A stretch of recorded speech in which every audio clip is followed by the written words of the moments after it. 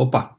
Bom, hoje eu vou falar sobre 2 planos de governo, especificamente para a presidência em 2022, Ciro e Lula. Não vou falar do governo do Bolsonaro, porque no final das contas, em ele continuando e sendo reeleito, vai continuar as medidas que ele já tem feito. Então seria chovendo molhado, tá?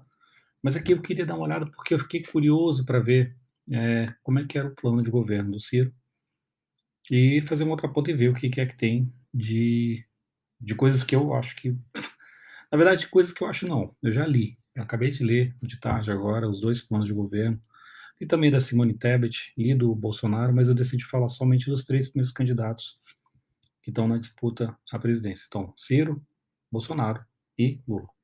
Bolsonaro, pelos motivos que eu já expus aqui, eu não vou falar então, porque não precisa. Eu acho que seria chover no molhado, tá? Mas eu vou entrar então aqui na questão dos planos do Ciro e do PT.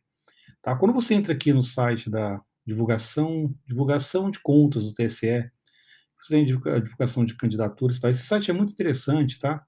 Para quem não conhece ele, deixa eu retornar aqui. Você tem aqui, ó, mostra aqui todos os dados, ó, quantos pedidos de candidatura houveram para governador, vice-presidente, tudinho aqui, senador, suplente e tal. E você pega por Brasil, ó, por exemplo, traz aqui, tá vendo dados presidentes, vice-presidente e tal. Uma coisa que me chamou a atenção aqui, que é só um comentário, tá bom? É o seguinte, você tem aqui Ciro Gomes, ele vai trazer aqui os dados do Ciro Gomes, tudinho, tem a proposta de governo que eu já baixei, tá? Tem aqui quem é a vice dele, data de nascimento, etnia, valor do limite dos gastos dele e tudo mais. Aqui no caso do PT, PT não, PDT, né? Ó, 88 milhões é o limite legal de gastos no primeiro turno, 44 no segundo turno, isso é por conta da sigla dele, tá bom? Se a gente for aqui embaixo um pouquinho no Lula, vocês vão ver aqui também que tem Lula aqui, os dados dele, 88 milhões, que é basicamente o mesmo valor, tá bom? Você tem essa situação aqui, propostas de governo, do dia em quem é o vice dele e tal, e você tem também do Jair Bolsonaro, né? E você entra aqui. Bom, uma das coisas que eu achei engraçado é o seguinte: você vai aqui no Ciro Gomes e você abre aqui a proposta de governo dele, você pode ver que tá aqui, ó, verdinho, colorido, 100% bonitinho e tal, perfeito. Vou voltar aqui um pouquinho, vou entrar aqui no do Lula, a proposta de governo dele aqui também, coloridinho, bonitinho e tal. Me chamou a atenção, enfim, pode ser uma coincidência chata, né? Mas proposta de governo do Bolsonaro, preto e branco. Eu estranhei isso aqui, entendeu? Eu resolvi então ir comparar no que está lá no site da campanha dele, a matéria de campanha, tá? Matéria de campanha, plano de governo aqui do site do Bolsonaro, inclusive tá bugado, tá? Tem umas coisas aqui esquisitas aqui, não, tá? Você entra aqui, não tem erros aqui, mas quando você vem na parte aqui de matéria de campanha, você tem que ir plano de governo. Ah, dessa vez deu certinho. Plano de governo você abre e o plano de governo no site. Eu vou abrir aqui rapidinho, ó. Está colorido. Tudo bem, pode ter sido uma coincidência chata, mas enfim, só quis colocar aqui porque eu achei super estranho, tá? Bom, vamos lá. Eu vou pegar aqui então, vou começar aqui a ler o plano de governo do PDT, do Ciro Gomes, tá? Eu tinha feito alguns comentários, mas ele acabou não gravando, enfim. Mas eu vou passar aqui porque eu lembro de algumas coisas que eu vi, tá? Então, Ciro presidente, PDT, muito bem feito. Aliás, uma proposta boa. Eu gostei da proposta do Ciro, tá? Tem muitas coisas aqui que são interessantes. Ele contextualiza aqui, o Brasil parou de crescer, vai dizer o que acontece, por que que isso, aquilo, outro que acontece, quantos milhões de pessoas estão passando fome, quem não faz 3 refeições por dia, quem vive com tantos reais por dia. São dados interessantes, tal, e ele fala da questão de se criar um projeto nacional de desenvolvimento, ou PND. Tá? Esse documento, ele diz que é um documento vivo, tá? Tanto que linhas gerais do programa de governo do Ciro Gomes, que vai sendo melhorado à medida que ele for em sendo eleito, vai ser feito na medida. Eu achei muito prudente da parte dele, porque no final das contas o que acontece é que vários dos governantes eles acontecem de prometerem uma coisa antes de entrar no governo, na hora que eles entram no governo eles percebem que o sapato aperta o calo em pontos diferentes que ele não sente enquanto na presidente. Então, eu achei extremamente correto ele fazer isso aqui, tá? Muito bem, aí vamos lá. Brasil queremos, ele fala das situações aqui. Então, o PND propõe, são as linhas gerais aqui, investir em ciência e desenvolvimento tecnológico, aumentar a quantidade e qualidade dos empregos, reduzindo a informalidade, melhorar os serviços de saúde, reduzir a pobreza e desigualdade social de renda, gênero e raça, oferecer mais segurança visando reduzir os índices de criminalidade, ampliar acesso a serviços básicos como água limpa e tratada, saneamento, transporte, moradia, iluminação e também a cultura e o lazer, garantir o acesso à comunicação, garantir o acesso e respeito aos direitos humanos a todos, especialmente às minorias, reduzir o desmatamento, a emissão de gases danosos à atmosfera e viabilizar o crescimento econômico sustentável, sempre de forma soberana em relação aos demais países, e muito especialmente promover na verdade eles erraram aqui, uma verdadeira revolução na educação pública, tá? Alguns comentários em relação a esses primeiros pontos aqui do plano de governo dele, tá?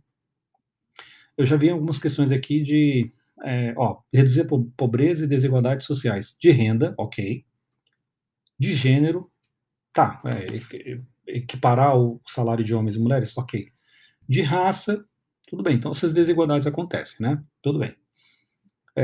Ampliar o acesso a serviços básicos como água limpa e tratada e saneamento. Me chama a atenção isso aqui porque o PDT, ele votou contra o marco do saneamento básico, tá? O Ciro Gomes, lá no programa do Pânico, ele falou que tinha as razões lá e tal. Ele deu uma explicação lá que não me comprou. Sabe? Eu achei isso meio esquisito, mas ok. Aqui dizendo que vai ser serviços básicos e tal. Tudo bem. Expandir acesso à comunicação, ok. Garantir acesso e respeito aos direitos humanos. A todos. Perfeito. Teria morrido aqui, já seria correto. Especialmente as minorias. Por que é que o respeito aos direitos humanos ele é especialmente às minorias? Acho que os direitos humanos eles têm que ser para todo mundo, todos os seres humanos, independente da minoria. Tá? Você tem que tratar a pessoa pelo que ela é.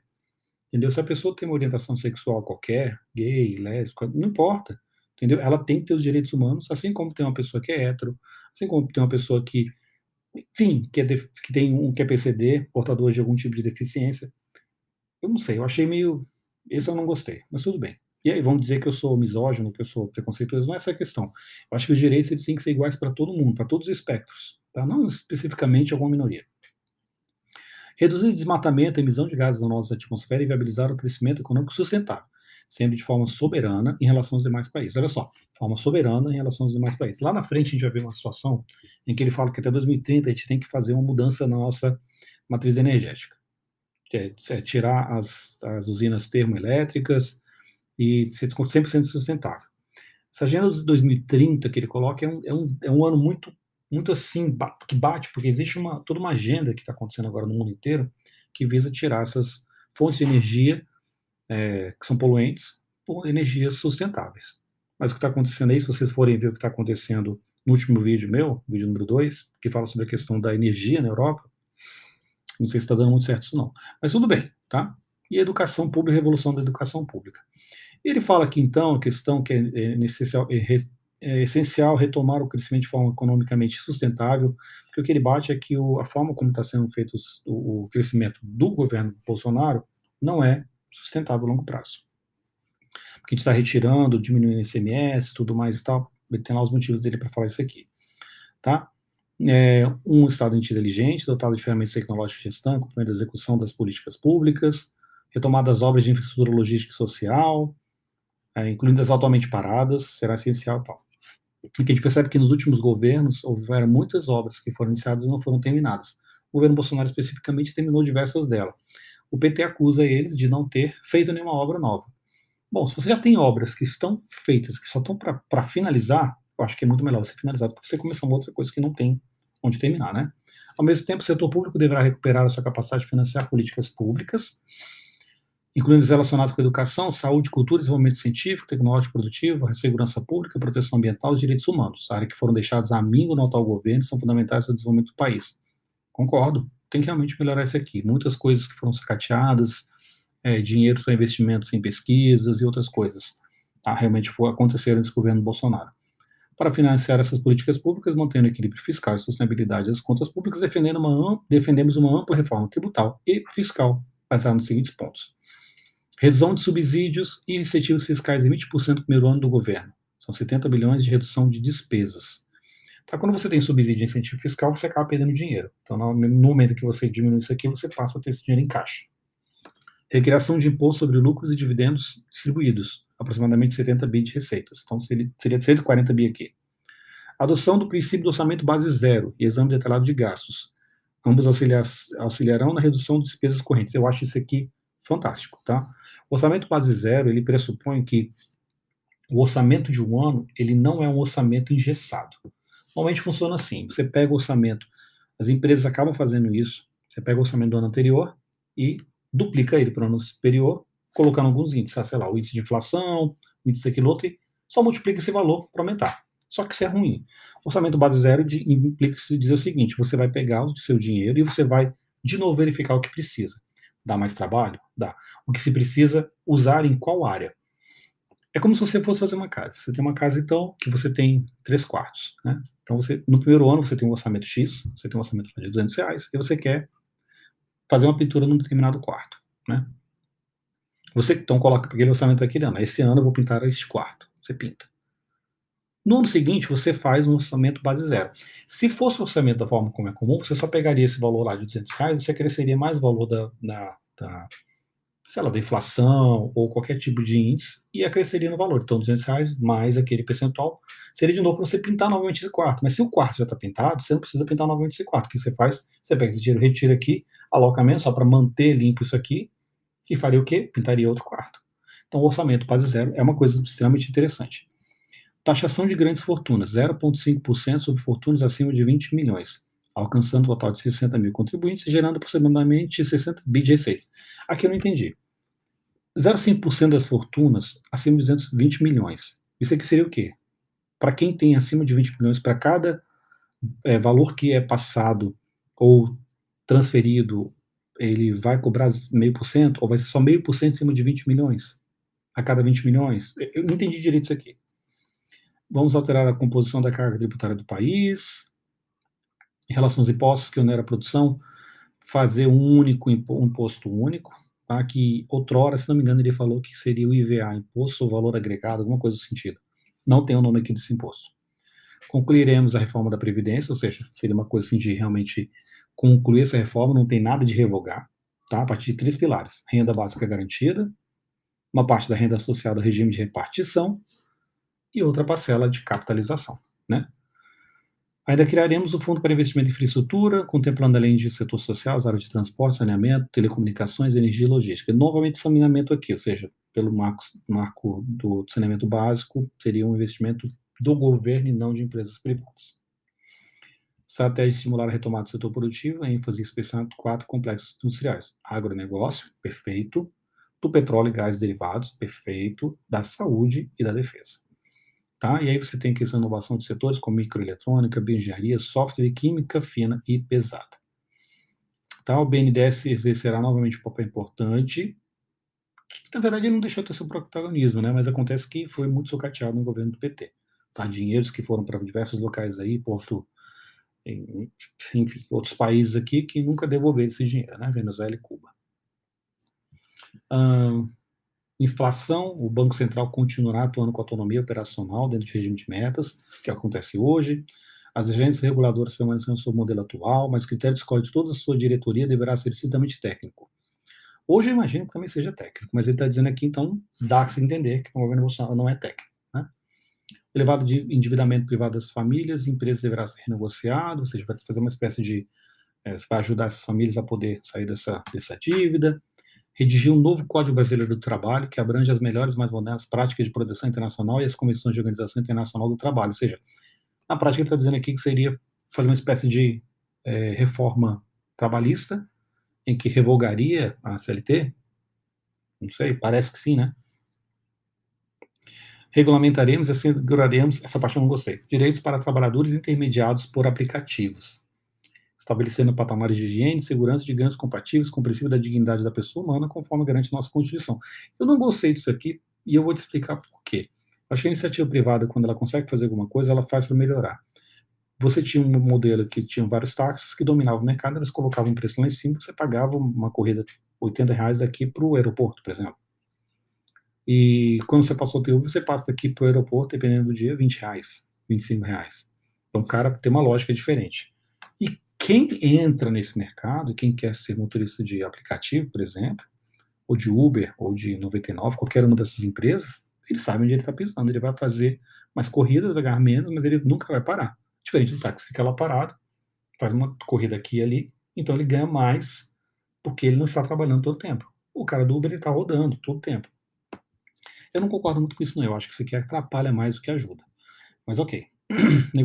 Negociação comercial e diplomática serão dois princípios essenciais: defesa dos interesses nacionais e soberania do país. Engraçado porque, assim, chamam o Bolsonaro de... como é que é a palavra mesmo, gente? Poxa, a palavra está aqui no meio da cabeça, mas... Oh, meu Deus do céu. Esqueci o nome aqui que eles chamam, tá? Fascista, né? Chamei de fascista. Fascismo, um dos pilares do fascismo, que inclusive é um vídeo que eu vou fazer, é a questão de você ser ultranacionalista, você defender o nosso país de maneira aguerrida e não gostar de nada do outro. Isso, claro, no contexto do que acontecia na Itália de Mussolini, era muita xenofobia, sabe, de nós somos melhores que eles, de um povo puro, né? Porque aconteceu também essa questão do fascismo, nesse sentido, dentro da Alemanha nazista, porque você tinha essa situação de você ter você ter essa questão do povo ariano, que era melhor que todo mundo e tal, ultranacionalismo, nós, alemães, somos melhores que os outros e tal, enfim. Nesse sentido aqui, isso aqui seria uma espécie de fascismo, né? Porque é a forma como eles colocam lá. Mas tudo bem. Esse é um conjunto de medidas com a criação de plano emergencial de pleno emprego, orientado às obras de infraestrutura, esperamos gerar 5 milhões de empregos nos 2 primeiros anos de governo. Ok. Agenda ambiental. Ele fala muito a questão aqui da agenda ambiental e que tem uma situação da segurança fundiária, redução de desmatamento e tal. Acontece que o nosso código florestal é um código extremamente complicado e principalmente extremamente rígido. Tá? Eu tive a oportunidade de ler esse código na época que a Marina, junto com, se não me engano, foi a Rede, conseguiu ter apoio e promulgou isso aqui. Foi sancionado, se não me engano, pela Dilma. Tá? Bom, no segundo mandato, acho que da Dilma, inclusive, não sei. Não lembro. Mas o ponto é que o primeiro mandato, enfim, não interessa. O ponto é o seguinte, esse código é extremamente duro, sabe? Quando você tem áreas de cerrado, você tem um percentual que você tem que proteger a mata ciliar, você tem uma questão assim de, por exemplo, na própria Amazônia, a Amazônia Legal, que é a partir do grau 44, alguma coisa assim, você tem a Amazônia Legal que é reto, inclusive, aqui no, ele pega a Amazônia Legal, você tem que manter na sua propriedade 80% da mata virgem, você não pode desmatar. E esses 20% você tem lá, lá você pode fazer agropecuária, fazer tudo o que você precisa fazer. Mas uma coisa interessante é porque você tem a questão de venda de créditos. Você pode, por exemplo, comprar de um outro pedaço de terra, aquele pedaço, ele tem 100%, 100% dele está completamente intacto, então você pode comprar esses 20% dele lá e ele não vai mais poder desmatar e você aumenta o seu pedaço lá. Essa é venda de crédito, tá? Tá lá no Código Florestal, a não ser que tenha mudado. Na época que eu tinha, eu li. Aí ele fala aqui da questão de como fazer isso, melhorar as atividades econômicas e tal. Aqui eu achei estranho, será necessário envolver a população local em atividades econômicas que sejam rentáveis e sustentáveis a eles, mas que excluam a derrubada da floresta. Eu não sei, tem coisas assim que, por exemplo, quando você vai ver a própria exploração de minério, você precisa derrubar a floresta. Você derruba, você explora o minério e depois você pega e replanta. Você tem que ver qual que é o melhor dos mundos, né? Não tem bom. Às vezes você vai ter que explorar, você vai ter que desmatar para você poder conseguir explorar aquilo que o Brasil precisa para um bem maior que é do país, tá?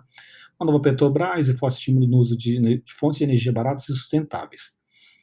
Aqui ele fala outra fundamental, aqui uma coisa que ele fala que é muito importante, é recuperar e ampliar a capacidade das refinarias.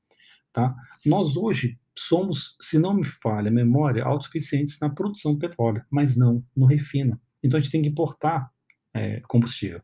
Por isso que nosso combustível, por exemplo, o diesel está caro, porque a gente não produz a quantidade que nós precisamos aqui no nosso país. A gente tem que importar.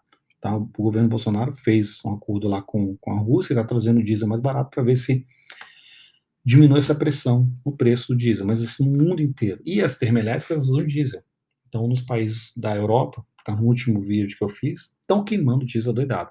Por conta disso, você acaba tendo a pressão no mercado mundial e o preço vai lá em cima, né?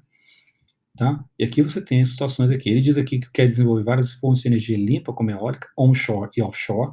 Onshore são aquelas energia eólica, por exemplo, que está ali em solo mesmo, né? E offshore é no mar. Tá? E solar e baseada na produção de hidrogênio verde. Vamos utilizar energia hidrelétrica como fonte de reserva para picos de consumo de energia. Isso aqui eu acho interessantíssimo, porque você tem, por exemplo, energia eólica, energia solar e tudo mais que está usando, na hora do pico, você usa energia hidrelétrica. Então você mantém mais os níveis de reserva de água e só utiliza quando precisar. Pode ser uma boa opção, eu realmente gostei disso aqui. E não utilizar as termoelétricas. O setor privado poderá atuar intensamente nesse mercado de geração e comercialização. Perfeito. Agora, uma coisa que eu não gostei. Temos todos os recursos naturais necessários para fazer a transição e conversão para energia limpa a um custo baixo. Também buscaremos até 2030 eliminar o uso da energia termoelétrica, que contribui para a emissão de gases prejudiciais na atmosfera. A meta é alcançar a matriz energética 100% limpa. Eu não acho que seja possível até 2030. Tá? Veja o que está acontecendo na Europa. Tá? Não acho que seja realmente possível isso não. A educação pública do Brasil é entre os melhores do mundo, que ele quer colocar, tá? Quer fazer uma revolução, né, na educação pública, e aí tem uma série de modelos aqui, modelo pedagógico adotado para crianças e adolescentes, que possam usufruir de um aprendizado contextualizado à realidade em que vivem. Achei muito interessante essa parte aqui, aprendizado contextualizado à realidade em que vivem, ou seja, se você tem uma comunidade que mora em determinado local, você vai ter uma educação apropriada para lá, que vai ser um pouco diferente da outra. Ou seja, as nuances vão ser regionalizadas. Como é que vai ser feito isso? Eu não entendi como. Né? Achei que pode ser um modelo bacana, mas eu não entendi como. Você tem aqui necessário adotar um programa amplo de formação e capacitação dos professores, né? Um pacto federativo. E você tem alguns pontos aqui específicos. Adoção do programa de alfabetização na idade certa, concordo. Emissão de metas de aprendizagem a cada ciclo de ensino. Essas metas de aprendizagem eu acho interessante, mas não pode ser uma situação assim em que a meta ela precisa ser cumprida de qualquer forma, como aconteceu muitos governos lá. Então você faz o seguinte: você passa a criança, independente se ela está preparada. Tá? No segundo ano ela não teve aprendizado, passa a criança de qualquer forma, está errado. Tá? Reconhecimento e qualificação contínua de professores e gestores escolares, redução de processo seletivo através de concurso público para ambos. Eu acho que isso aqui já é, não sei. Criação de incentivos financeiros para escolas que alcançam bom desempenho, bem como para seus professores, além da prática de bons salários. Isso aqui, esse PEC, ele precisa realmente ter uma mudança na CLT, né? Porque se não tiver, você não tem como dar um incentivo financeiro. Porque existe a questão da isonomia salarial, então todos os professores ganham o mesmo. Quer dizer, para você ter um incentivo, né, bom desempenho, você precisa ter uma mudança na forma como se paga. Monitoramento das escolas que apresentam pior desempenho para aquelas que apresentam melhores resultados, uso efetivo de avaliação de aprendizagem, de acompanhamento escolar e do ambiente familiar, incluindo a busca ativa dos alunos faltosos e outras aulas de reforço. Perfeito. Como vai ser feito? Não sei.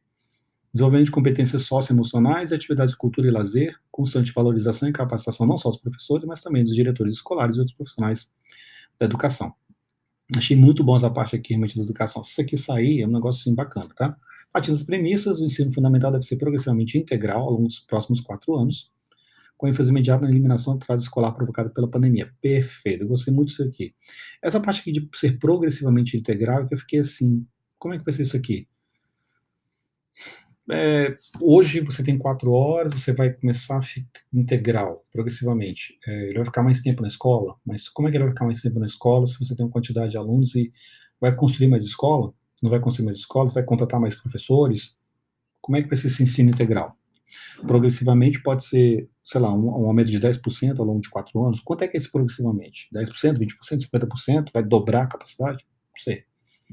O bem-sucedido programa cearense Minha Mais Primeira Infância deve ser disseminado em todo o país, incluindo atividades de saúde, educação, assistência social, lazer e esporte. Também deve ser disseminado o ensino médio profissionalizante em tempo integral. Achei muito importante. O ensino médio profissionalizante é muito importante. Com a quantidade de faculdades que aconteceram nos últimos tempos, você tem muito profissional que saiu, que está com o ensino superior, que não quer mais fazer certo tipo de trabalhos técnicos, porque entende que é do nível superior, mas por qualquer motivo não tem a capacitação, porque não teve um estudo bom, ou porque fez uma faculdade, apesar de aprovada pelo MEC, não foi com um estudo muito forte e não consegue se adequar ao mercado de trabalho.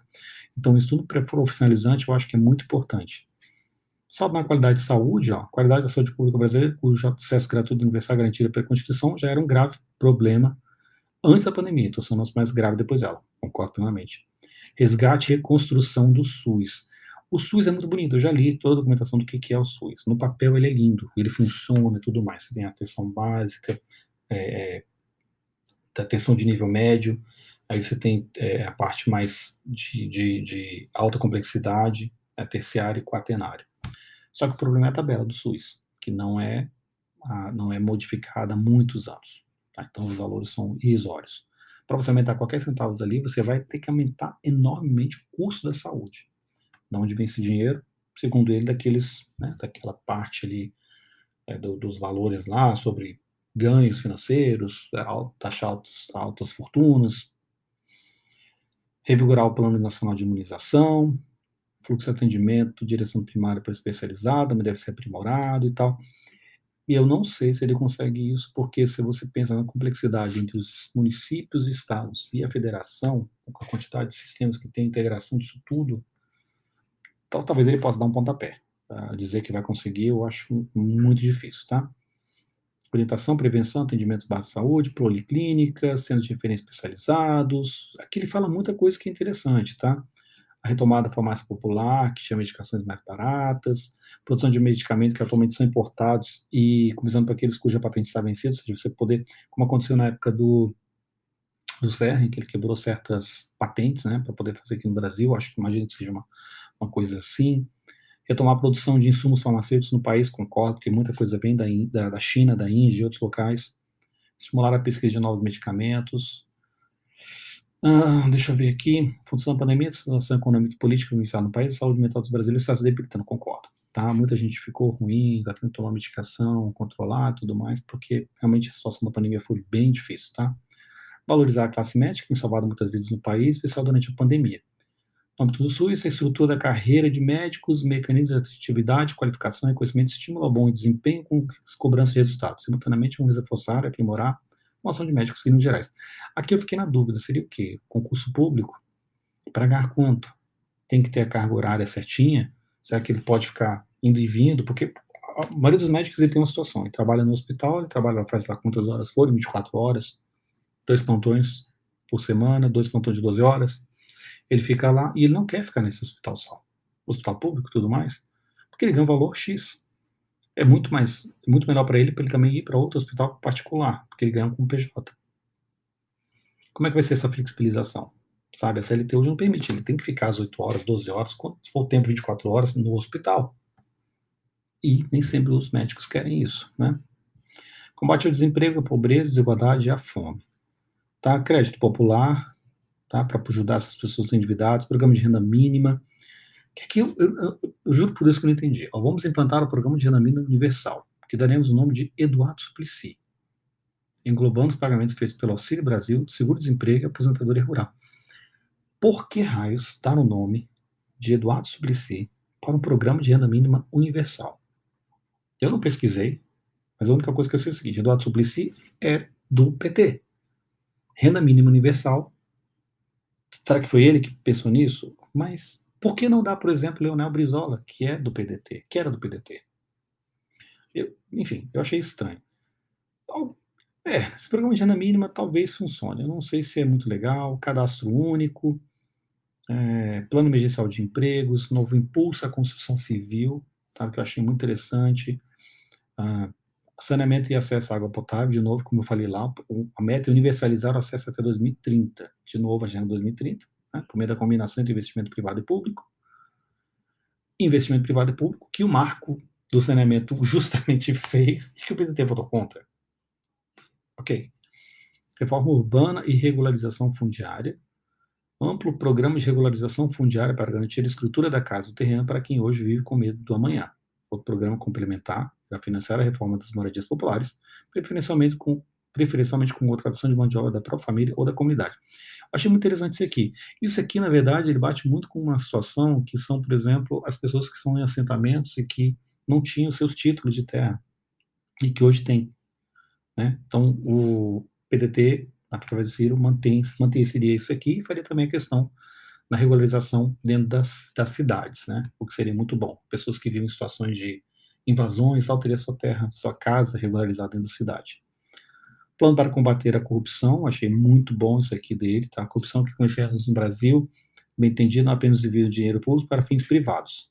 Aliança entre parcelas de elites econômicas e políticas para sua própria proteção e perpetuação, como centros de influência determinantes sobre as decisões coletivas mais importantes do país. Perfeito. Coisas que ele quer fazer aqui. No âmbito da organização jurídico-institucional, a extinção das hipóteses de foro especial por prerrogativa de função, que é o foro privilegiado. Exceção dos chefes de poderes no âmbito federal, estadual ou municipal. Portanto, presidente, governador e prefeito teriam foro privilegiado. O restante não. Vereadores, deputados estaduais, deputados federais, senadores não teriam foro privilegiado. Há controvérsia, eu não sou jurista, tá? Existe um lado bom você ter foro privilegiado e existe um lado ruim. Vamos ver, né? Isso aqui seria uma mudança, né? Autorização legal da pena de prisão a partir da condenação em segunda instância, perfeito, tem que ser uma PEC. Criminalização de enriquecimento sem causa de agentes públicos e políticos, mais perfeito ainda, acabar com o tráfico de influência. Abertura completa do sigilo bancário e fiscal de ocupantes dos cargos de primeiro e segundo escalão do Poder Executivo. Perfeito, concordo plenamente com isso aqui. O nome das organizações econômicas e empresarial deverá ser rigorosamente aplicado capitalismo aos capitalistas, com fomento radical à competição e desconcentração econômica e fornecimento de ações antitrust para enfrentamento ativo de oligopólios. No âmbito partidário, haverá transparência máxima das contas partidárias perante o TSE, com exigências de padronização, detalhamento de destino e origem das despesas, auditoria contábil independente, a responsabilização administrativa civil e eleitoral para a utilização do Caixa 2 e criminalização de condutas de indivíduos envolvidos com essa prática. Não podia ser melhor. No âmbito da organização do Estado e da participação da sociedade civil na gestão pública deverão ser ampliados em benefício do cidadão comum e do pequeno e médio empresários, iniciativas de ampla desburocratização e digitalização do serviço do governo federal. Que na verdade já existe, já está sendo feito hoje, entendeu? Se ele der continuidade, seria maravilhoso, tá? Lei da qualidade de gastos, né? A questão para a estruturação do orçamento ao redor de programas e projetos, estabelecimentos de novo modelo de planejamento orçamentário. Muito bom. Segurança jurídica é essencial para as decisões de investimento por parte das empresas e tal. Muito bom. Essa parte que eu realmente gostei, tá? Aí ele fala a questão da paz e segurança, redução da criminalidade, implantação do Sistema Único de Segurança Pública, que ele tem falado, que é uma situação que prevista em lei 13.675 de 2018, tá? Ou seja, você trazer informações entre os diversos, entre a PF, o ABIN, a Polícia Militar, a Polícia Civil, para você ter isso aqui, para você ter uma coordenação, porque hoje muitos poucos casos de assassinato são resolvidos no Brasil. Então você ter uma parte de inteligência unificada. A parte em que ele disse, lá no Jornal Nacional, em que teria uma espécie de minority report, que ele saberia exatamente quem fez, quando fez, porque fez, até poderia prever, aí eu fiquei meio assim, mas de resto, achei que é muito importante isso aqui, tá? Principalmente a implantação dessa forma de atuação na região amazônica, achei perfeito, tá? Combate à criminalidade, ao crime organizado, necessidade de profissionais qualificados, planejamento de distribuição do policiamento ostensivo, concordo, não tem que ter, retirar dinheiro da polícia, tem que dar mais polícia, colocar mais polícia, fazer com que ela seja mais atuante. Política sobre drogas deve ser redesenhada, partir de uma abordagem intersetorial de redução de riscos e danos, que seja articulada com a justiça, saúde e ciência social. Aqui eu fiquei me preocupado, porque eu não entendi como é que isso aqui seria o quê? Descriminalizar o uso de droga? Política de prevenção aos crimes deve dedicar atenção especial à segurança das mulheres, bem como da juventude negra e da população LGBTQIA+. Deve-se implementar a Lei 14.330 de 2022, que inclui o Plano Nacional de Prevenção e Enfrentamento à Violência contra a Mulher na Política Nacional de Segurança Pública. Porque a lei existe, mas ela tem que ser colocada mais detalhes, pelo que eu entendi aqui. Tá? A criação, fortalecer o programa de proteção social que atue na direção da redução da vulnerabilidade social de crianças e adolescentes e o programa de proteção a crianças e adolescentes ameaçados de morte. Igualdade de direitos a todos os brasileiros. Tá? Devemos garantir igualdade de direitos, liberdade e acesso a políticas públicas a todos os grupos sociais. Concordo plenamente com isso aqui. Tá, mulheres? Fortalecer programas, criar e cumprir leis que facilitem sua inserção no mercado de trabalho.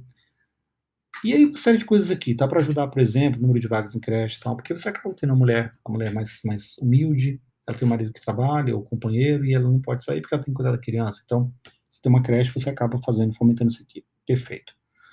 A população negra são mais urgente acesso a universidades públicas, as vagas de concursos públicos, mais especificamente o sistema de cotas. Eu sou contra o sistema de cotas, tá? Eu posso até fazer um vídeo explicando por que eu sou contra, mas não é porque eu sou contra negros, contra isso, não é. Eu sou muito pela situação como acontece ele agora é candidato a deputado federal pelo estado de São Paulo, meu Deus, como é que é o nome dele? Fernando Holliday. Ele fala que seria mais uma questão mais assim, social, né? Não pela questão da sua cor, mas pelo social. Você vem de uma comunidade mais pobre, você tem as cotas sociais, não as cotas por questão de cor e tudo mais. Eu acho que seria melhor, tá? Diversidade também, o Comitê Nacional de Políticas Públicas LGBTI+, beleza, indígenas, a questão das reservas, tudo mais, ok, pessoas com deficiência também, tudo bem, é uma questão de inclusão mesmo, tá? Cultura como afirmação da identidade nacional, que a questão do estímulo à cultura, investir na democratização do acesso, falar mais sobre a cultura e tudo mais, eventualmente, não está dito aqui, mas seria, sei lá, voltar ao Ministério da Cultura, não sei. Na verdade está aqui, requereremos o MINC, Ministério da Cultura, levando o orçamento para cultura e arte, enquanto ANSIM deverá atuar como regulador do mercado audiovisual brasileiro e não apenas como órgão fomentador para a respectiva indústria. E defesa dos animais. Isso aqui, na verdade, é a parte dele. Tem muita coisa que eu gostei. O que me preocupa é a questão dessa agenda ESG. Tá? A agenda ESG, para quem não sabe, eu vou colocar aqui rapidamente, é uma agenda que diz assim, Environmental Social Governance, ou seja, governança ambiental e social. As grandes empresas, elas passam a criar certos limitadores para poder financiar projetos em determinados países, se você não tiver uma situação que está adequada ao que eles entendem como sendo melhor, o mais correto. Então, de maneira que você, por exemplo, você plantou soja numa área da Amazônia. Essa área da Amazônia ela está completamente legal às nossas regras, inclusive o nosso Código Florestal. Aí vem um banco, por exemplo, BNP Paribas, por exemplo, eu acho que ele é espanhol, ele já disse com todas as palavras que ele não vai mais financiar projetos na Amazônia se houver qualquer tipo de desmatação. Desmatamento. Desmatação não, desmatamento. Já estou querendo um neologismo aqui. Desmatamento. Agora, você pensa assim, você tem uma área lá que você já produz, você não vai conseguir, então, um financiamento nessa área, porque ele entende que já que você está na Amazônia, você desmatou. Mas ele está de acordo com a nossa lei. Então, por que é que você tem que se sujeitar a uma lei que é de fora? Então, esse ESG, ele acaba fazendo com certas leis que são estrangeiras, elas acabem subvertendo as leis nacionais, e que você não consegue mais financiamento, você não consegue vender, porque quem vai comprar também tem que ter o financiamento, o cara lá que vai pegar o dinheiro emprestado para poder comprar do Brasil, ele fala, ó, você tem que exigir do seu produtor que ele esteja 100% com ESG. E aí, se você não está em ESG, ele não consegue ter dinheiro para comprar, portanto você não vende, quer dizer, o seu país fica refém de uma política internacional que visa a proteção da natureza e tal, ok, perfeita a proteção da natureza, mas você tem que pensar na situação de como é que isso vai se dar dentro do seu país, né? E aí você acaba podendo perder a sua soberania, né? Mas enfim. Então, a única coisa que eu não gostei realmente dessa parte aqui do governo do programa de governo do Ciro Gomes foi essa situação. Eu acho que muito do que está aqui acaba batendo com a forma como o governo do Bolsonaro tem feito. Tá? Muitas coisas que eu vi aqui eu achei muito semelhantes ao que o Bolsonaro já tem feito e que aparentemente vai continuar. Tá? Enfim, não sei se seria o caso então de manter o Bolsonaro ou votar no Ciro, mas cada um fica a seu critério. Tá? Agora vamos a essa pérola que é este plano de governo do PT, né, que eu li para que você não tenha que ler. E aí começa uma série de coisas aqui, as coligações, quem que vai fazer aqui, tudo mais, enfim. A primeira coisa que eu percebi aqui, eu já comecei assim, já não gostei, que eles colocaram todos e todas, né, todos. Quando eu estava vendo hoje uma professora de português falando, ela falando assim, quando veio para o português o latim, existia uma palavra lá, que digamos que seria o todos, ele era neutro, porque lá não tinha essa questão. Quando veio para o português, o todos, que é a tradução literal, ele engloba todos e todas. Portanto, você precisa colocar todos e todas. Né? Aqui, enfim. Ele fala aqui da contextualização, que tem muita coisa aqui, porque tem pandemia, muita morte, política econômica vigente é responsável pela decomposição das condições de vida da população, políticas sociais foram colocadas para trás, que isso, aquilo, outro, enfim, tem coisa aqui que... Temos compromisso com a defesa da igualdade, da democracia, da soberania e da paz, vindo do PT. Temos compromisso com o desenvolvimento econômico sustentável com estabilidade. Certo. Temos compromisso com a justiça social, inclusão de direitos, trabalho, emprego, renda e segurança alimentar. Compromisso com os direitos humanos, a cultura e o conhecimento da diversidade. Compromisso com a sustentabilidade social, ambiental, econômica e o enfrentamento das mudanças climáticas. Isso requer cuidar das nossas riquezas naturais, produzir e consumir de forma sustentável e mudar o padrão de produção e consumo de energia do país, ou seja, ir para a energia verde, participando do esforço mundial para combater a crise climática. Somaremos esforços na construção de sistemas alimentares saudáveis e sustentáveis e no avanço da transição ecológica e energética para garantir o futuro do planeta, apoiando o surgimento de uma economia verde inclusiva, baseada na conservação, na restauração e no uso sustentável da biodiversidade de todos os biomas brasileiros. Agenda ESG, Agenda 2030, né? O Brasil da Esperança exige o compromisso do povo brasileiro, tudo mais, deixa eu ver aqui as partes importantes, né? Ele fala aqui sobre a questão, colocar o povo no orçamento foi durante os nossos governos populares uma decisão, uma prática política inovadora e coerente com a transformação que aconteceu no Brasil. Arbitramos disputas em favor dos interesses das demandas da população brasileira, que não condições para o processo de crescente materialidade, acesso aos direitos sociais e políticas inclusivas, previstas na Constituição Federal de 88 e tal. Deixa eu ver aqui, ele fala a questão aqui. Uma nova legislação trabalhista de extensa proteção social a todas as formas de ocupação, de emprego e de relação de trabalho.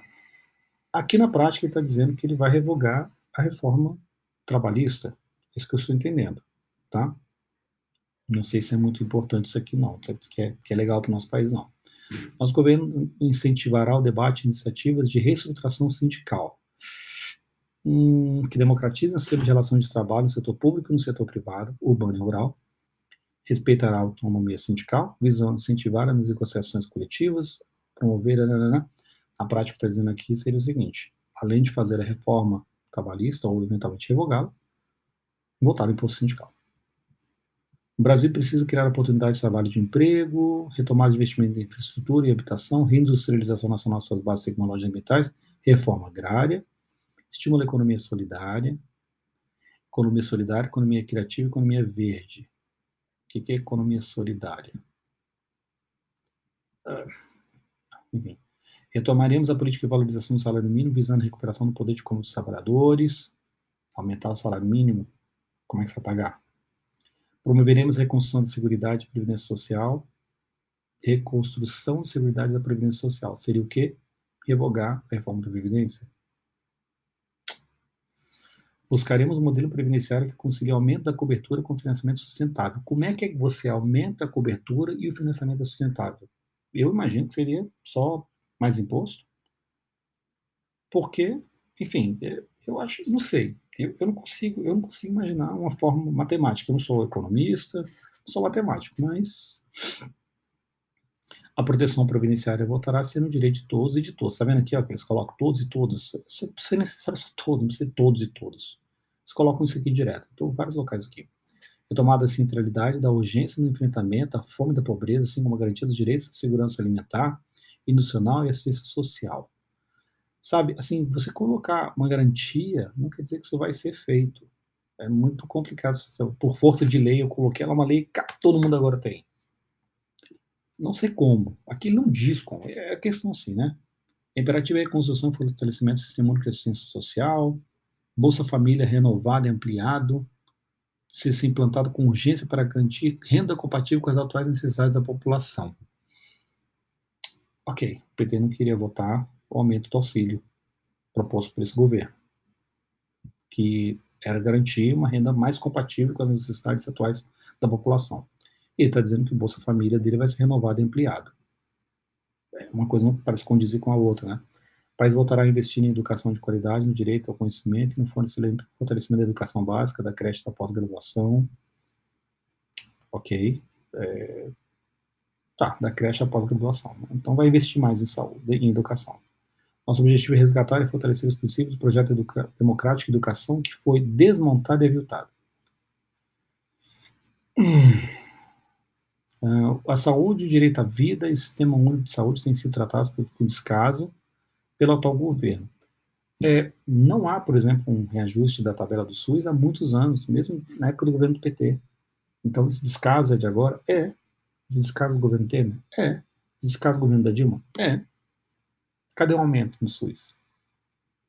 É urgente dar condição ao SUS para retornar atendimento às demandas que foram represadas durante a pandemia. Bom, nos governos Lula e Dilma, a saúde foi tratada como política pública central. Deram mais dinheiro, de fato. Tem muita coisa que foi dada, mas assim, não aumentou as coisas básicas para você poder manter as casas de saúde, né? Retomado políticas com mais médicos, ou seja, dar mais dinheiro para Cuba. De forma mais popular, concordo. A cultura é uma dimensão estratégica do processo de construção democrática do país e retomada do desenvolvimento social. Voltar a Lei Rouanet da forma como era antes, né? Defendemos a implantação do Sistema Nacional de Cultura, adoção de política de descentralização de recursos para estados. Ok, democratização, descentralização do acesso ao esporte, lazer, promove o desenvolvimento, combate à violência e constrói a cidadania. Essa questão de política, de direitos de esportes e tudo mais, apesar de estar desde 17 anos que não era feito, que agora está voltando. Isso começou no governo do Lula, quando foi terminado, segundo me consta. Incentivaremos o protagonismo dos atletas, fortalecimento da gestão pública. Nas cidades brasileiras, vivem 85% da nossa população. Retomaremos as políticas de garantia do direito à cidade, combatendo desigualdades territoriais, em direção a uma ampla reforma urbana, reduzindo as desigualdades socioterritoriais e promovendo a transição ecológica das cidades por meio de investimentos integrados em infraestrutura de transporte público, habitação, saneamento básico e equipamentos sociais. Da forma como eu li aqui, combatendo desigualdades territoriais, reduzindo desigualdades socioterritoriais, eu fiquei assim na dúvida, sabe? Porque eu li recentemente em outros países aqui, não sei se foi na Colômbia, no Chile, estava querendo ser passada uma lei, alguma coisa semelhante, dizendo o seguinte, que, na verdade não, se não me engano, é o atual presidente da Colômbia, numa das propostas dele de 2018, quando ele concorreu, então a presidente não ganhou, ele colocou lá, uma das propostas dele era que quem tivesse um apartamento, um imóvel de 65 metros quadrados, que tivesse, sei lá, 3 pessoas morando, ele teria que ceder espaço para uma outra família morar. E desapropriação também de imóveis, de pessoas. Você tem 2 imóveis, você não precisa de 2 imóveis. Então, o que você faz? Desapropria um imóvel e dá para uma pessoa que não pode, que não tem. Né? Então, você faria reduzir as desigualdades. E eu não sei como é que seria isso aqui. Eu não estou dizendo que é assim, entendeu? Eu só estou questionando aqui. Segurança pública é um direito fundamental, essa conservação, tudo mais. A política de segurança pública contemplarão ações de atenção a vítimas e priorização, prevenção, investigação, processamento de crimes e violência contra as mulheres. Juventude negra e da população LGBTQIA+. Ok. É a questão da inclusão do pessoal, né? Implementar o Sistema Único de Segurança Pública, que é muito semelhante ao que o Ciro fala. Valorização dos profissionais de segurança pública, ou seja, você vai melhorar o salário dos policiais, é isso que está dizendo aqui? Nova política sobre drogas, intersetorial focar na redução de riscos, na prevenção, tratamento e assistência ao usuário. Nova política de drogas implica também em descriminalizar o uso dela. Melhoria da qualidade e qualificação técnica dos policiais será a busca permanente de ser alcançada entre outras estratégias pela reformulação do processo de seleção, formação e capacitação continuada. Por que é que vai reformular os processos de seleção, formação e capacitação continuada dos policiais? Hoje não está bom? Eu não sei. Sempre só pergunta, tá? Pela atualização de doutrinas e padronização de procedimentos operacionais. O que é atualização de doutrinas? Isso me preocupou. A forma hoje que existe não está boa? O que é a atualização de doutrinas? O que é isso aqui exatamente? O Brasil não será o país que queremos enquanto mulheres continuarem a ser discriminadas, submetidas à violência, o fato de serem mulheres. O Estado brasileiro deve assegurar a proteção integral da dignidade humana das mulheres, assim como desenvolver políticas públicas de prevenção contra a violência para garantir suas vidas. Vamos construir um país que caminhe rumo à equidade de direitos, salários iguais para trabalhos iguais em todas as profissões, e a promoção das mulheres nas ciências, nas artes, na representação política, na gestão pública e no empreendedorismo. Eu lembro que a Simone Tebet perguntou ao Lula o que ele faria no eventual governo dele, se ele teria essa situação de fazer representatividade da mulher lá, e ele disse que não. O governo dele seria fio técnico. Mas aqui está dizendo que a representação política é na gestão pública.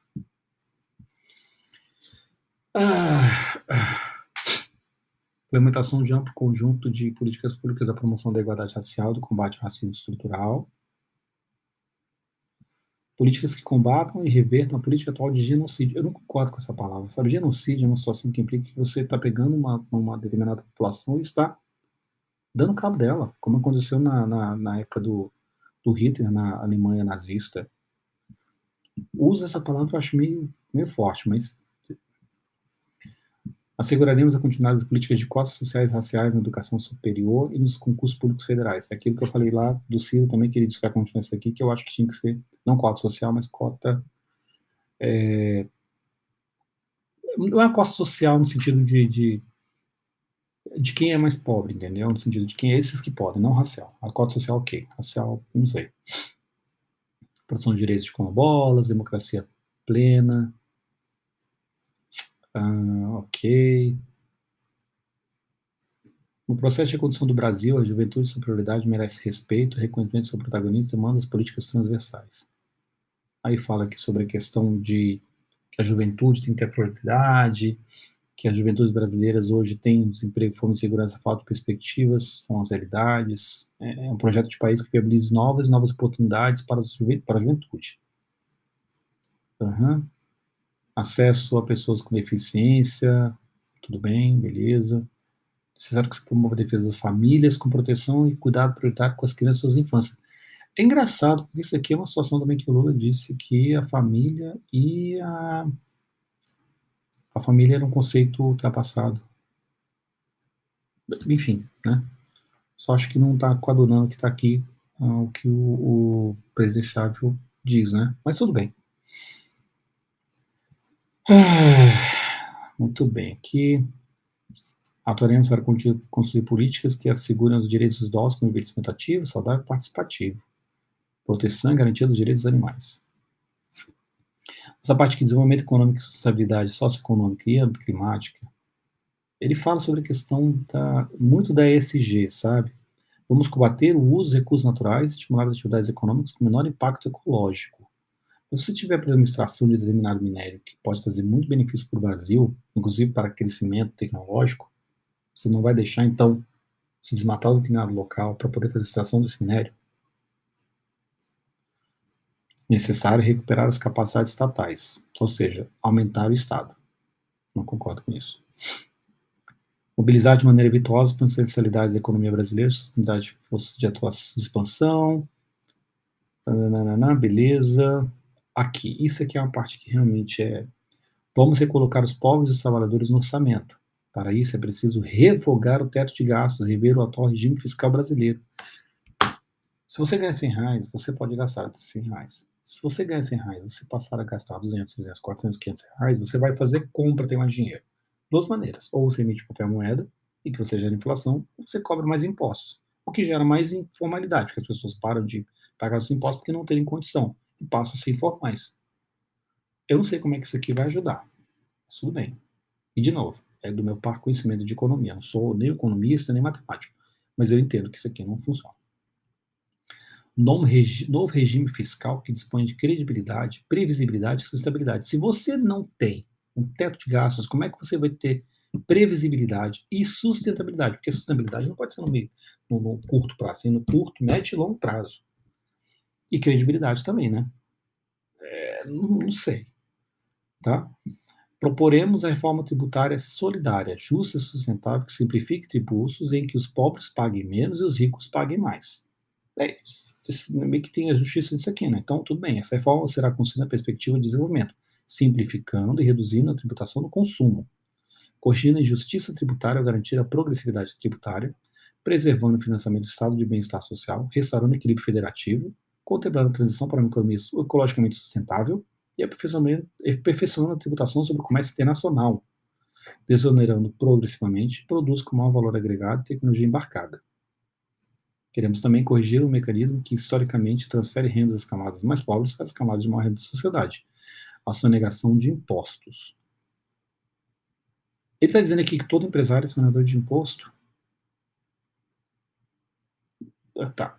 Vamos fazer os muito ricos pagar imposto de renda, utilizando os recursos arrecadados para investir de maneira inteligente em programas e projetos de alta capacidade de induzir o crescimento, promover a igualdade e gerar ganho de produtividade.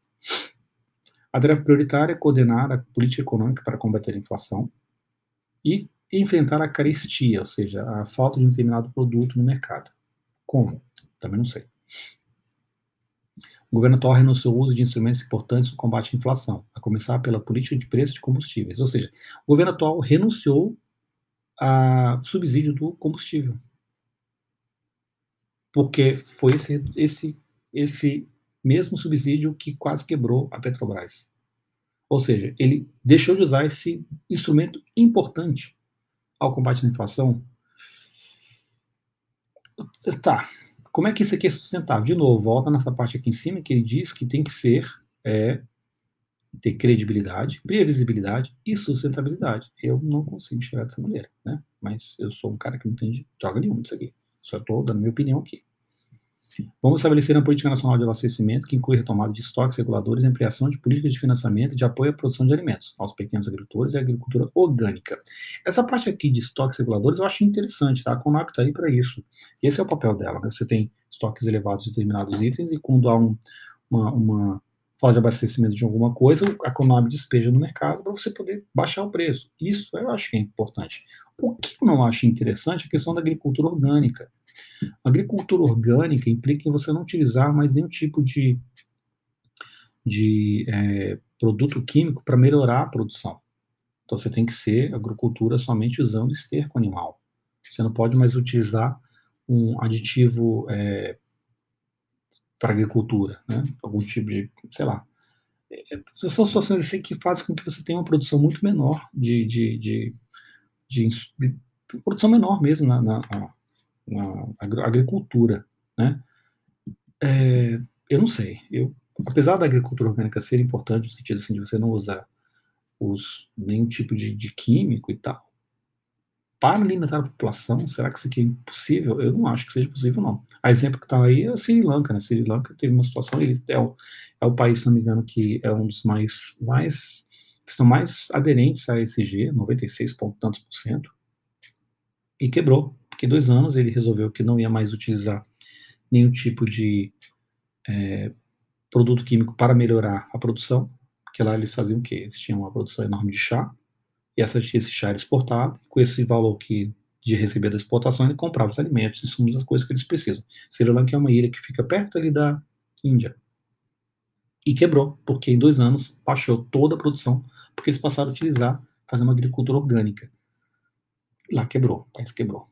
Né? O país precisa de uma transição para a nova política de preço de combustíveis do gás, que considere os custos nacionais, seja adequada à ampliação de investimentos, refino e distribuição e redução da carestia. Realmente, nós temos uma carestia aqui de combustíveis, mas por quê? Nós temos refinarias que não refinam a quantidade que a gente precisa. Né? Então, é complicado. Reduzir a volatilidade da moeda brasileira por meio de uma política cambial também é uma forma de amenizar os impactos inflacionários de mudança do cenário externo. Seria como? Seria fazer artificialmente manter o preço do real? Como é que seria essa situação? Né? É uma situação que eu não sei como é que seria a volatilidade da moeda brasileira. Como é que seria? Eu não consigo. Realmente não consigo, tá? Entender isso aqui. Aí fala aqui da questão do endividamento da renda familiar, fortalecer e modernizar a estrutura produtiva por meio da reindustrialização e financiamento da produção agropecuária, estímulo a setores e projetos inovadores, fortalecimento da produção agropecuária, né? Tem uma certa declaração aí do presidenciável que diz que esse setor do agro não passava de pessoas que, né, não eram muito legais. Ok.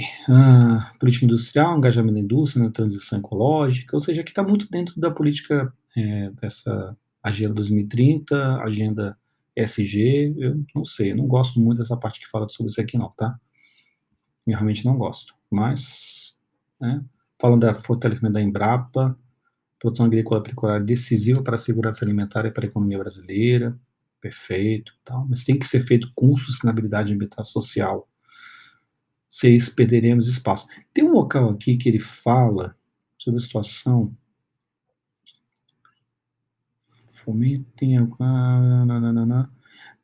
Ó, fortalecimento da produção agrícola nas frentes da agricultura familiar, agricultura tradicional e do agronegócio sustentável estratégico para repensar o padrão de produção e consumo e a matriz produtiva nacional com vista à oferecer alimentação saudável para a população. Tá. Como é que seria essa questão de repensar o padrão de produção? Tá?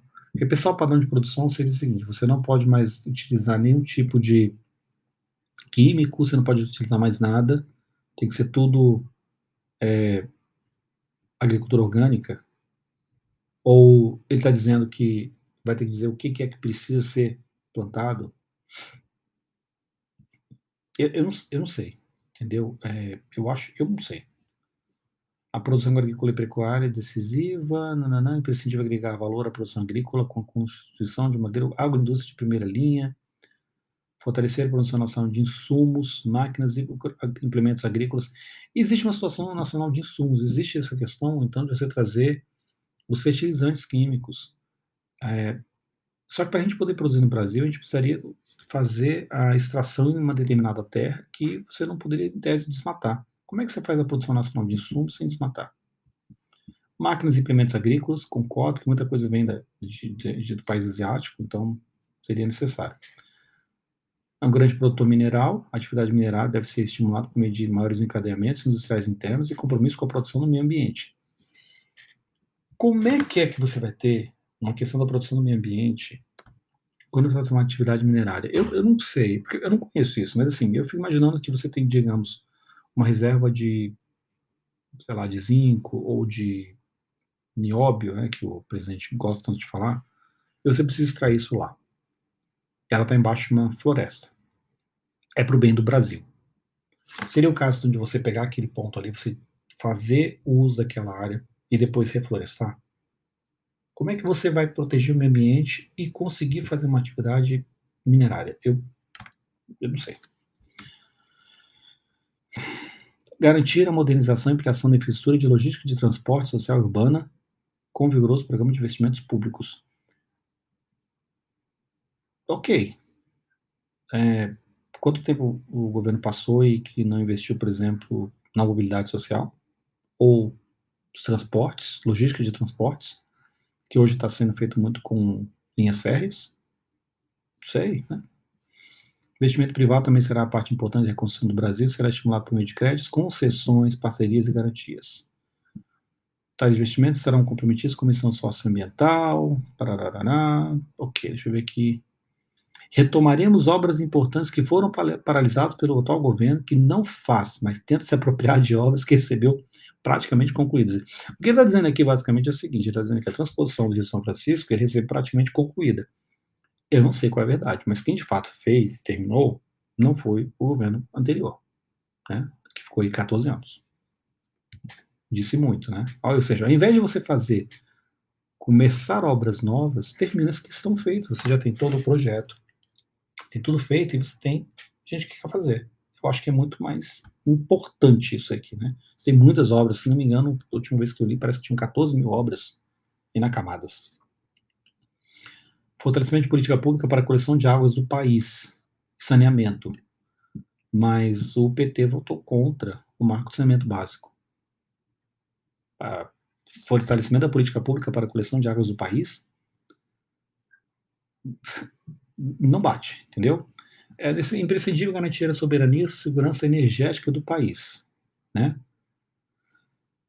Ok. Será necessário proteger o patrimônio do país e recompor o papel indutor e coordenador do Estado das empresas estatais. Ou seja, mais Estado, entendeu? Isso aqui sim parece que é uma coisa mais de Estado grande, que controla tudo, todos os aspectos da sociedade. Ele se opõe à privatização da Petrobras, do pré-sal petroleiro, se opõe à privatização da Eletrobras, que já foi feita, se opõe à privatização do Correios, fortalecerá os bancos públicos como o Banco do Brasil, Caixa Econômica, BNDES, BNB, Base e FINEP, BNDES, né? A gente precisa falar o que aconteceu no BNDES nos últimos tempos aí e tal, né? Ciência, tecnologia e inovação terá um caráter estratégico central para o Brasil.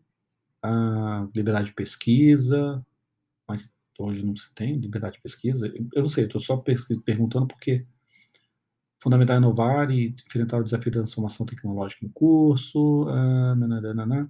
Para o Brasil entrar na era do conhecimento, será necessário também a estratégia econômica que contemple, junto do fomento à ciência, tecnologia e inovação, os elementos da economia criativa e da economia de cultura, que acelera a transição digital, o uso de inteligência artificial, a biotecnologia, nanotecnologia em processos produtivos e sofisticados com maior valor agregado.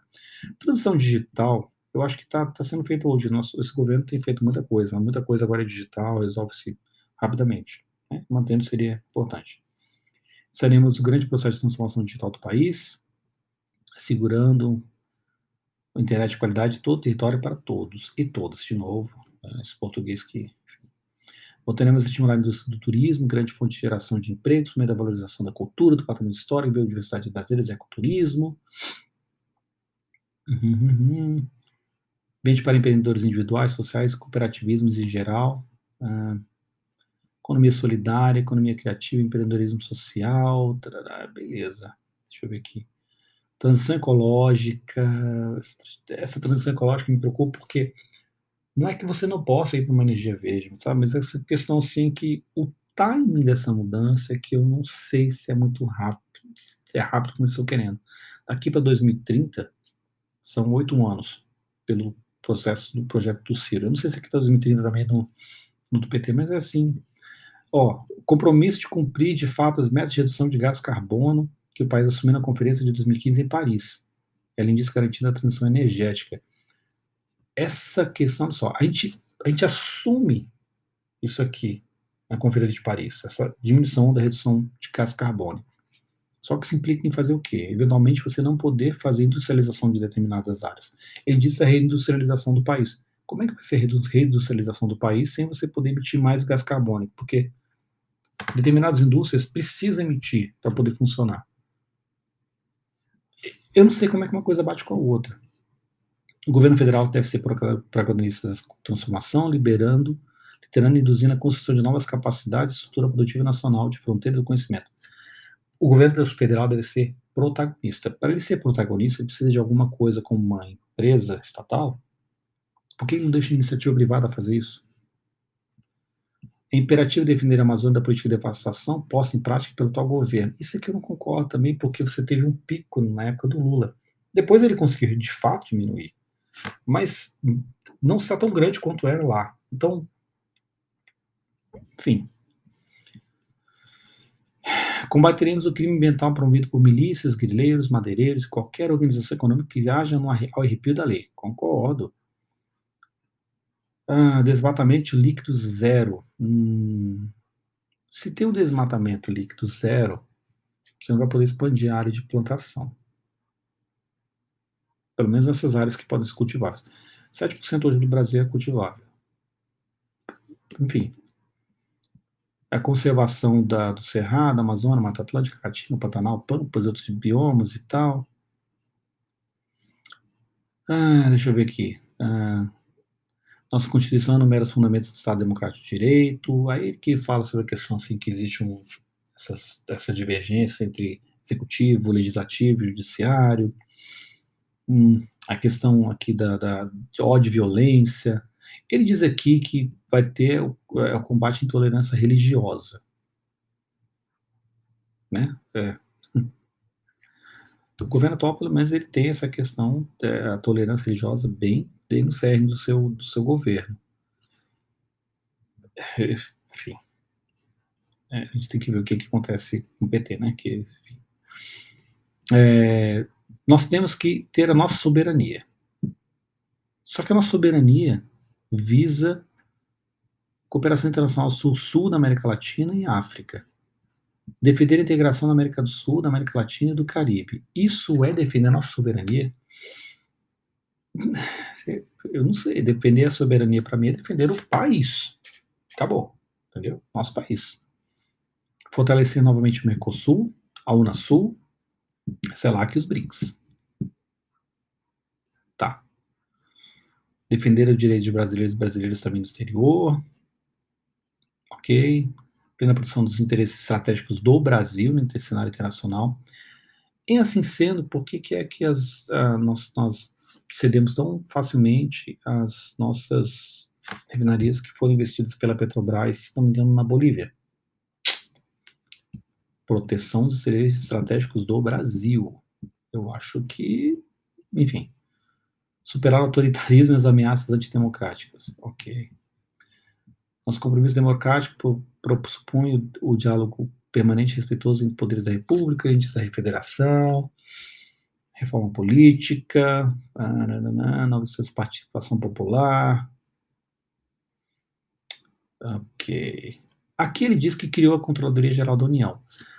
A Controladoria Geral da União ela foi criada por Fernando Henrique Cardoso, em 2001. Existiu uma mudança dela em 2003, na época já do governo do PT, e depois que virou um ministério, e depois no governo do Bolsonaro ele voltou a ser Controladoria Geral da União. Né? Ok, deixa eu ver aqui. Uma coisa que eu queria ver aqui é a questão do acesso à informação, fala sobre a questão da imprensa, tá? Aqui, o direito de acesso à informação e meio de comunicação é essencial na sociedade democrática, orientada pelos direitos humanos e pela soberania. A liberdade de expressão não pode ser privilégio de alguns setores, concordo plenamente, mas o direito de todos, melhor ainda, dentro dos marcos legais previstos na Constituição, que até hoje não foram regulamentados. Ou seja, para regulamentar a liberdade de expressão, beleza, ok.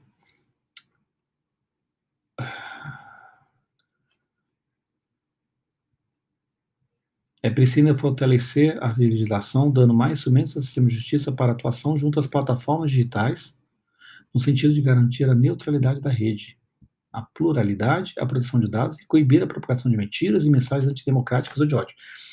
Aqui eu fiquei assim pensando, ok, seria o quê? Seria dar mais poder ao sistema de justiça para verificar o que está sendo dito na rede? Coibir a propagação de mentiras. Quem é que diz o que é uma mentira ou não? Mensagens antidemocráticas. Quem é que diz o que é uma mensagem antidemocrática? Eu até posso entender. Eu quero dizer assim, vou atacar determinado setor ou órgão ou poder. É uma mensagem antidemocrática, concordo. Mas vai ficar então bisbilhotando tudo que a gente fala na internet? Ou de ódio? Discurso de ódio. O que é o discurso de ódio? Eu não sei se é uma tipificação, tá? Isso aqui me lembrou uma coisa que aconteceu nos Estados Unidos, que acho que muita gente não soube, que foi tentado fazer lá. Deixa eu abrir aqui. Que foi o seguinte, olha só. Disinformation Governance Board, ou Comitê de Governança contra a Desinformação. O Disinformation Governance Board foi um board de advisory board do DHS, do Departamento de Segurança da Terra-Mãe, Department of Homeland Security, que foi anunciado em 27 de abril de 2022. A função dele era proteger a segurança nacional pela disseminação de guias para as agências do DHS para combater misinformation, malinformation e desinformação. Ou seja, deixa eu até traduzir isso aqui para português, quer ver? Fica mais fácil para poder ler isso aqui. Olha só. Foi um conselho consultivo, departamento e tal. Combate à desinformação, duas palavras que são semelhantes, tá? Disinformation, misinformation, ou seja, informação que não está muito correta, desinformação, tá? E outras. Basicamente, informação falsa, fake news, tá? A questão toda é a seguinte: quem é que diz que é fake news? Quem é que diz que não é fake news? Quem é que tem esse poder? Tá? Ele foi criado, mas depois ele foi dissolvido, tá? Porque não pegou bem.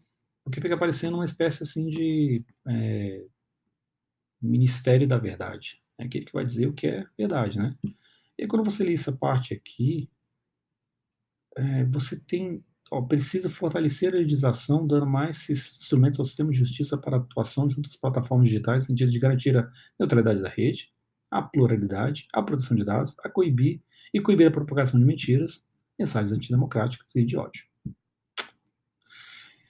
Ok, e aqui termina então isso aqui, ou seja, para que você não precise ler.